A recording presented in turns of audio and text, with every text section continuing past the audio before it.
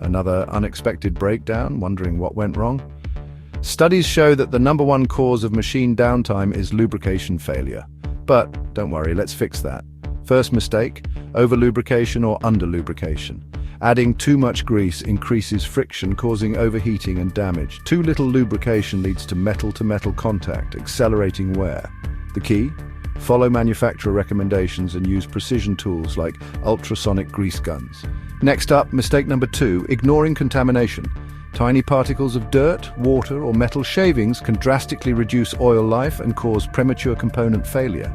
Regularly filter your oil and monitor contamination levels to keep your system clean. And finally, mistake number 3, skipping routine inspections. Lubricants degrade over time, and without periodic analysis, you're inviting costly failures. Implement an oil analysis program to detect early signs of wear and contamination before they escalate.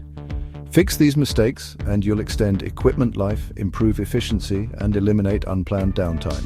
Want more expert insights on lubrication and machine reliability? Subscribe now and visit www.minimacsystems.com to optimize your maintenance strategy.